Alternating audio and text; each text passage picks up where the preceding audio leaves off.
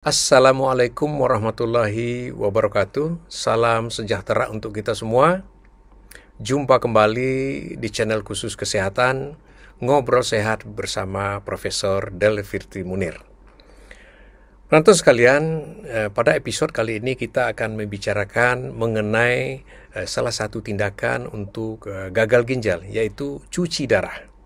Kita akan membahas mengenai cuci darah ini bersama Dr. Riri Andri Muzasti, spesialis penyakit dalam, konsultan ginjal dan hipertensi Vinasim. Alhamdulillah sudah hadir bersama kita pakar penyakit ginjal Dr. Riri Andri. Assalamualaikum Dr. Riri. Waalaikumsalam Prof. Mudah-mudahan kita selalu dalam lindungan Allah ini ya Prof. Amin. Dr. Riri, pada episode ini kita akan membahas mengenai salah satu tindakan yang bisa dipakai untuk penanggulangan penyakit ginjal, khususnya gagal ginjal, yaitu cuci darah. Lengkapnya hemodialisa atau hemodialisis ya. Nah, tentu ini para penonton kita pengen tahu ini, kapan ini dilakukan? Pada staging apa? Apakah sudah berhenti dulu kerja ginjal baru kerjakan atau jauh-jauh sebelumnya supaya jangan terjadi kerusakan ginjal yang fatal? Silakan Dr. Riri. Ya, terima kasih Prof. Mengenai cuci darah ini kita harus bedakan dulu apakah gagal ginjal itu akut atau kronis Prof. Jadi ada dua jenis penyakit ginjal, ada yang namanya penyakit ginjal akut, ada namanya penyakit ginjal kronis.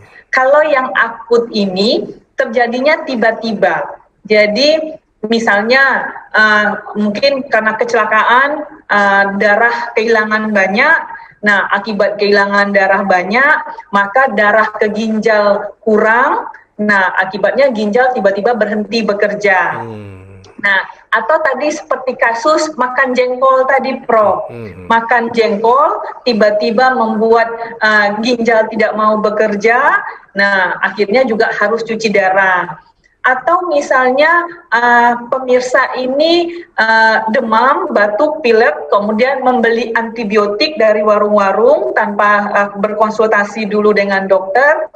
Tiba-tiba kemudian menjadi alergi dengan antibiotik tersebut, maka ginjal juga berhenti tiba-tiba. Nah, untuk kasus yang berhenti tiba-tiba ini, maka terapi pengganti ginjal, cuci darah yang kita lakukan, ataupun cuci perut yang kita lakukan ini, maka kita lakukan juga tiba-tiba, artinya langsung kita kerjakan karena kondisi pasien pada waktu itu sudah sangat membahayakan. Artinya kita harus segera menyelamatkan nyawa pasien. Untuk kasus-kasus seperti ini, cuci darahnya tidak permanen, Prof. Jadi hanya insidental saja. Jadi artinya hanya sesuai kebutuhan. Artinya kalau misalnya nanti pada kasus tadi yang jengkol tadi, begitu kita cuci 1 kali 2 kali, habis asam jengkolnya, keluar kencingnya, ya kita hentikan cuci darahnya. Begitu juga dengan antibiotik, sesudah kita cuci mungkin 1 2 kali, kondisi pasien sudah membaik, kita stop cuci darahnya. Nah, jadi itu kondisi-kondisi yang penyakit ginjal, gagal ginjalnya karena kondisi-kondisi yang akut. Nah, kalau kondisi-kondisi yang kronis, contohnya tadi diabetes, hipertensi, atau infeksi, nah ini kan perjalanannya panjang, Prof. Nah, inilah tadi yang kita bilang stadiumnya ada 1 sampai 5. Nah, kapan pada pasien-pasien penyakit ginjal kronis ini? Kita bilang contohnya pada pasien diabetes lah, kita misalnya contohnya. Kapan pasien-pasien diabetes ini akan kita cuci darahkan?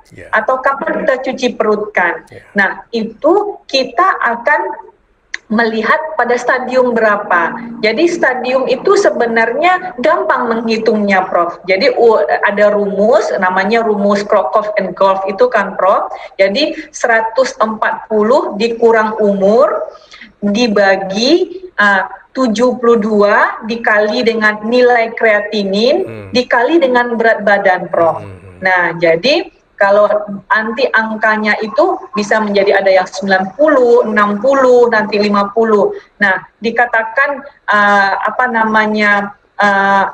stadium 5 kalau dia di bawah 15. Stadium 4 15 sampai 30. Nah, stadium 3 30 sampai 60. Nah, jadi kapan kita lakukan tindakan cuci darah? Itu ketika pada pasien-pasien idealnya pada saat laju atau sisa fungsi ginjal itu ketika kira-kira 15 sampai 30. Nah, itu idealnya, Prof. Idealnya sebenarnya kita menginisiasi terapi pengganti ginjal. Nah, terapi pengganti ginjal itu tadi ada yang transplantasi, ada yang tadi cuci darah dan cuci perut. Nah, kalau untuk yang cuci darah sebenarnya kenapa kemudian kita lakukan biasanya di tahap akhir? Karena memang pasien-pasien kan datang ke kita itu pada saat kondisi yang sudah terlambat. Nah, jadi pada sementara untuk menginisiasi artinya untuk cuci darah itu kan perlu tempat tadi. Nah, kita bilang namanya simino. Jadi simino itu adalah pembuluh darah di tangan. Ini kan kecil-kecil, Prof. Nah, jadi pembuluh darah ini digabung dua oleh dokter bedah. Supaya tujuannya ketika ditusuk berkali-kali setiap cuci darah itu nggak pecah. Nah, maka digabung itu tujuannya supaya pembuluh darahnya menjadi besar sehingga lebih gampang nanti ditusuk pada saat cuci darah. Nah, sayangnya simino ini, Prof, baru bisa dipakai itu 3 kemudian, Prof. 3 bulan kemudian. Ya, jadi ketika digabung oleh dokter bedah misalnya sekarang, baru akan bisa kita gunakan itu 3 bulan kemudian. Nah, makanya disitulah kenapa kita inisiasi pemasangan simino ini itu pada saat stadium 4 supaya 3 bulan kemudian kalau dia sudah jatuh ke stadium 5, pasien bisa kita lakukan cuci darah sehingga tidak perlu pasang yang di leher. Nah, jadi pasang yang di leher ini yang sangat mengganggu pasien karena ada jarum panjang saluran panjang begitu di leher mengganggu, nggak bisa kiri kanan, tidur terganggu, mandi sulit. Nah, itu yang kenapa kita anjurkan di stadium 4 sebenarnya, Prof. Tapi kalau kondisinya tadi sudah akut, pasien sudah sesak napas, muntah-muntah hebat, bahkan sampai sudah mulai tidak sadar, berarti kan cuci darahnya harus segera kan, Prof. Nah, itu terpaksalah kita pasang tadi namanya doubleman di leher. Nah, ini bisa langsung dipakai. Begitu dipasang, langsung bisa dipakai untuk cuci darah, Prof. Berbeda dengan yang simino tadi, Prof. Nah, bagaimana pula cuci perut tadi? Nah, cuci perut ini yang memang kurang dikenali oleh masyarakat. Nah, memang karena untuk cuci perut ini sebenarnya itu sangat baik untuk pasien-pasien kita yang mandiri. Artinya yang masih produktif, yang masih beraktivitas, mungkin masih mahasiswa, masih siswa, masih bekerja aktif. Nah, ini sebaiknya pilihannya sebenarnya adalah cuci perut. Karena cuci perut ini dikerjakannya di rumah, Prof, oleh diri sendiri. Tidak perlu datang ke rumah sakit seperti kayak cuci darah. Jadi cukup di rumah saja. Nah, bedanya kalau tadi simino itu ada di tangan, nah maka di cuci perut ini alatnya tadi yang kecil itu pasangnya di perut, Prof. Jadi ditanamkan di perut. Nah, caranya ketika bangun tidur, maka ada cairan khusus. Nah, itu cairan khusus itu dimasukkan, dialirkan ke dalam perut. Nah, kita tunggu saja 15 menit, bisa sambil makan, sambil minum, sambil membaca, pokoknya sambil beraktivitas silahkan. Jadi tunggu 15 menit dia, artinya mencucikan tubuh kita ini lewat tadi di perut kita ini. Nah, setelah 15 menit kira-kira sudah tercuci, maka kemudian kita alirkan. Nah, kita alirkan, sudah selesai, Prof. Nah, itu selesai. Nah, nanti 8 jam kemudian atau 6 jam kemudian, misalnya untuk para pemirsa yang mungkin bekerja di kantor, ya mungkin pada waktu istirahat makan siang cuci lagi perutnya, Prof. Jadi sambil makan siang jam istirahat.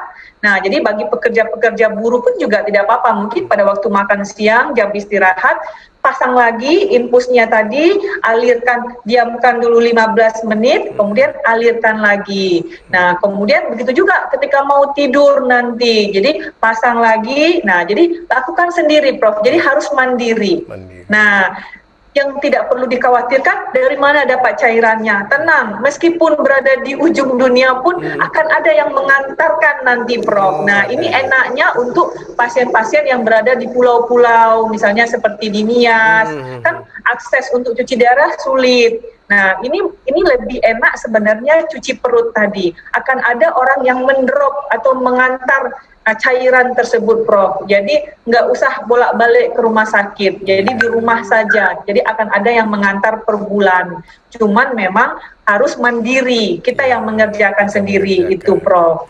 Lalu cairan itu apa bisa dibeli sendiri? Atau dijual di apotek maksudnya? Ya, kalau cairan, kalau beli sendiri biayanya besar, Prof. Besar, mahal ya? Nah, jadi alhamdulillahnya memang saat ini cuci perut atau CAPD itu sudah ditanggung oleh BPJS. Nah, makanya nanti tim CAPD inilah yang mengantarkan cairan itu per bulan, Prof. Jadi di drop lah ke rumah kita itu per bulan. Nah, jadi kalau misalnya tadi mau pergi kerja karena mungkin nggak bisa pulang, misalnya dari rumah dari kantor ke rumah, ya bawa aja cairannya satu, Prof. Nah, misalnya yang bagi supir gitu kan, Prof. Jadi pada waktu jam istirahat makan siangnya ya pasang saja cairannya gitu. Jadi nggak perlu ke rumah sakit sampai harus 5 jam. Karena kan kalau cuci darah 5 jam tertidur kan, Prof, di rumah sakit. Nah, itu kan membuang waktu bagi yang masih produktif. Nah, mungkin pilihannya cuci perut, Prof. Alhamdulillah, dia ada pilihan di mana kita mencuci darah kita tapi kita masih bisa beraktivitas ya. Ya, Prof. Jadi memang tidak ditunggu sampai terminal baru dicuci ya. Sudah ada komplikasi. Jadi sebaiknya sebelum terminal sudah kita siapkan minimal seminonya ya gitu kita siapkan. Iya, Prof. Baik, Dr. Riri, semoga apa yang kita bicarakan ini bermanfaat bagi masyarakat kita ya, sahabat sehat kita, dan tentu semoga kita tetap dijaga kesehatan oleh Allah Subhanahu wa taala. Terima kasih Dr. Riri, salam. Ya, Prof. Terima kasih Dr. Riri, salam sehat selalu. Wassalamualaikum warahmatullahi wabarakatuh. Waalaikumsalam warahmatullahi wabarakatuh.